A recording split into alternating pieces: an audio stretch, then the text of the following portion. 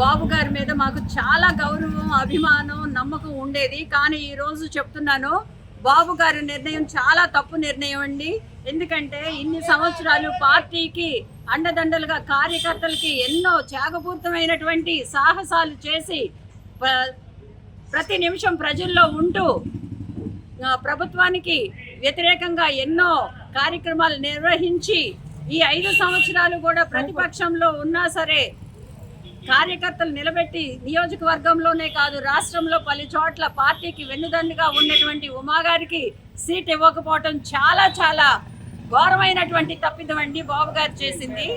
మాకేం కర్మ పట్టింది అంటే ఓ వైసీపీ ఎమ్మెల్యేని తీసుకొచ్చి టీడీపీకి అభ్యర్థిగా నియోజకవర్గానికి నిలబెట్టమంటే మాకు టీడీపీలో ఇంతకన్నా మంచి అభ్యర్థులు లేరా? ఇది బాబు గారి ఫెయిల్యూర్ అని ఆయన ఒప్పుకుంటున్నారా? ఇది మాకు తెలియాలండి. ఇది చాలా అన్యాయం. మేమైతే ఊరుకోము.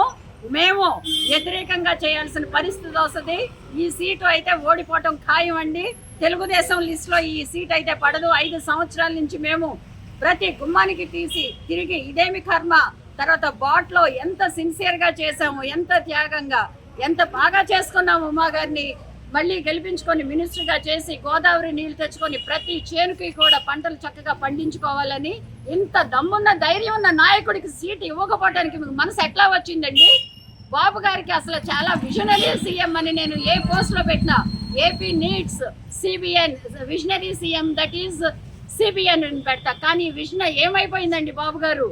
ఎందుకంటే ఇది చాలా చారిత్రాత్మకమైనటువంటి తప్పిదం అవుతుంది.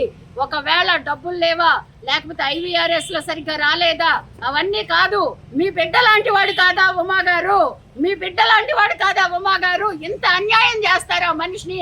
ఆయన ఎట్లా బ్రతుకుతారని మీరు అనుకుంటున్నారు? మా కార్యకర్తలకి దిక్కు ఎవరో మీరు వస్తారా?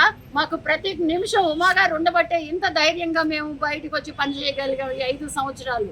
ఈ వైసీపీ రౌడీ మోకలు నిందలో తర్వాత కామెంట్స్ ఎన్ని అంతరాయాలు అయినప్పటికీ మీ ఫోటోలు భోగి మంటల్లో వేసి కాల్చిన రోజున మేము ఎంత ఇబ్బంది పడి ధర్నాలు చేశామో, మీరు జైలుకి వెళ్ళిన రోజున ఎంత అన్ని రోజులు బయటకు వచ్చేదాకా ధర్నాలు చేసి ఎన్ని భయాలుకి ఇదైనా బెదిరించినా మేము చెల్లించకుండా మాకు బాబు గారే కావాలి రాష్ట్రానికని చేసినటువంటి మా నాయకుడిని, ఆయన దారిలో నడిచిన మమ్మల్ని చాలా అవమానించారండి.